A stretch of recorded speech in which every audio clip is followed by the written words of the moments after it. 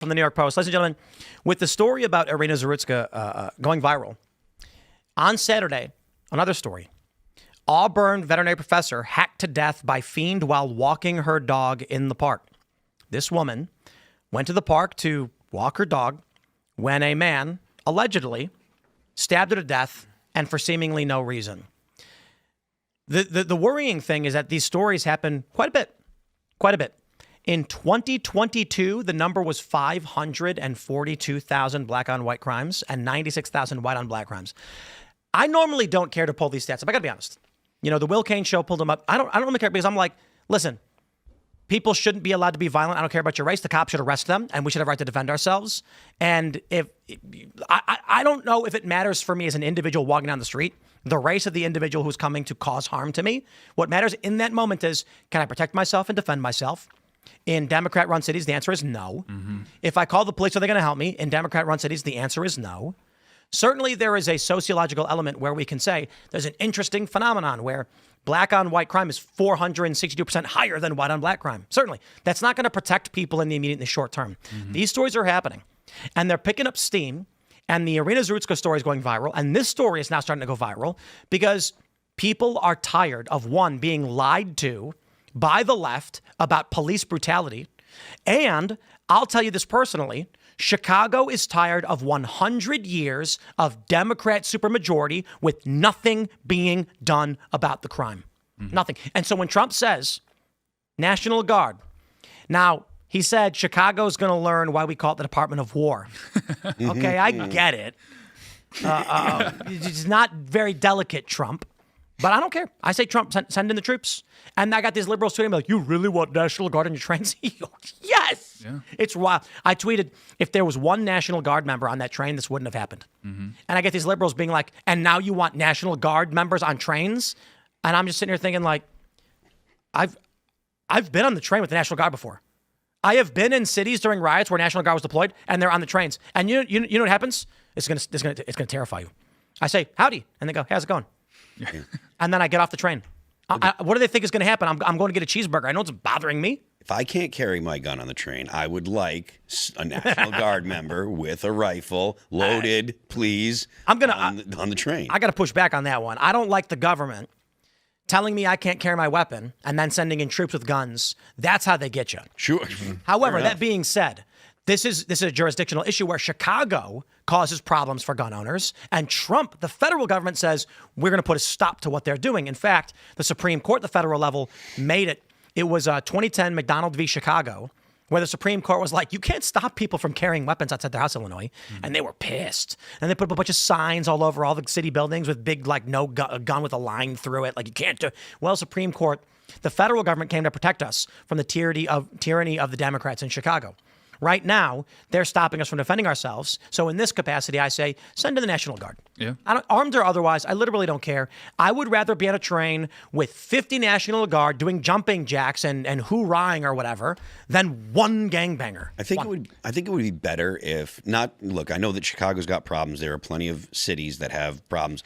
It might be a better idea for the Trump administration to send the National Guard into blue cities in red states. He'll get less pushback from the governments.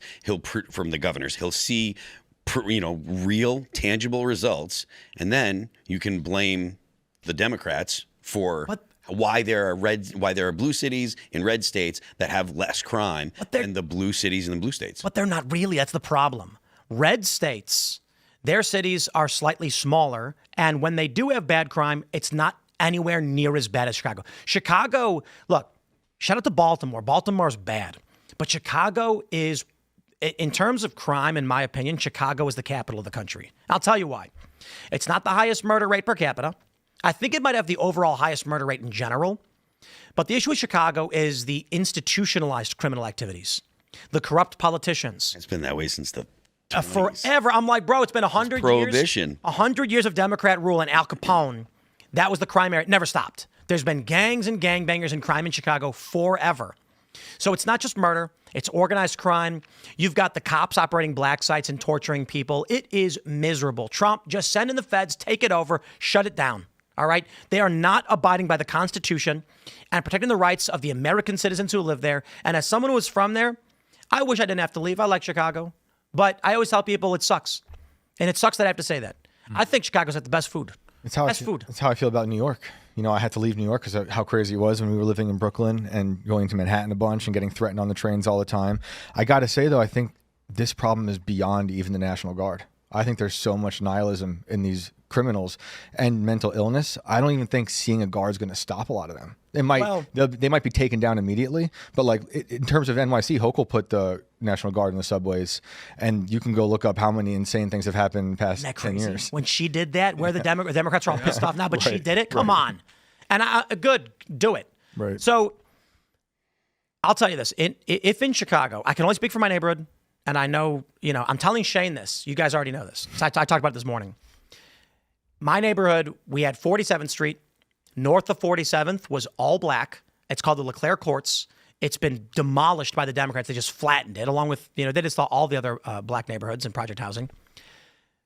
Black teenagers, men and women, boys and girls, would come across south into the predominantly white and Hispanic neighborhood where I lived and just mug you. This flash mugging. 5 guys surround you, frisk you, and take everything and then break, and they're gone. Everything you have is gone. Cops wouldn't do anything about it because they were like, if we were to come here every time, we'd be arresting so many black people, they'd call us racist. So we won't do anything about it. You take 2 unarmed National Guard, you put them in the park, it stops immediately. I guarantee it. And so I grew up like 10 minutes from Newburgh, New York, and it's one of the most dangerous cities around. I think maybe top 50. It's really bad.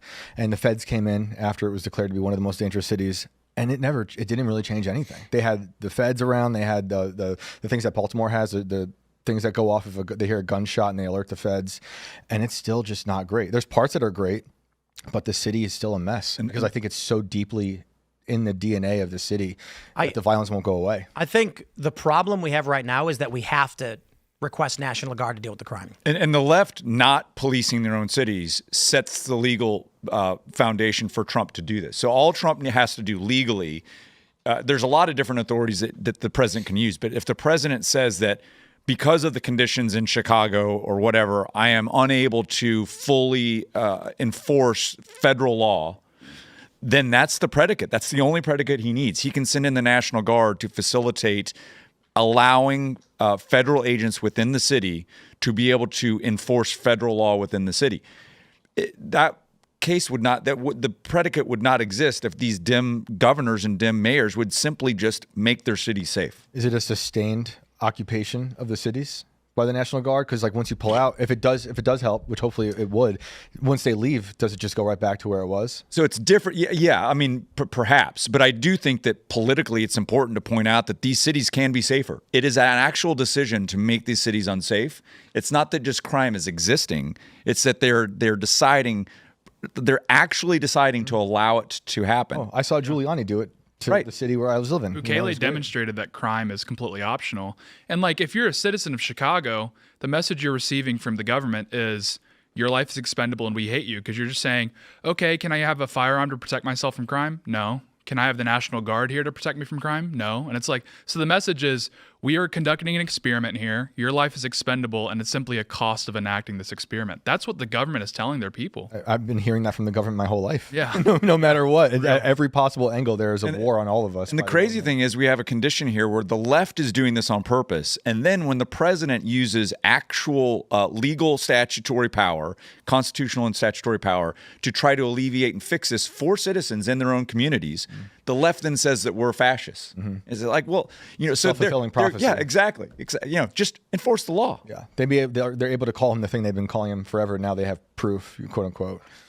I just wish we didn't have to rely on federal National Guard deployments to deal with crime, and that Democrats actually bothered to deal with the root of what's causing the crime instead of lying and playing politics to cover it up.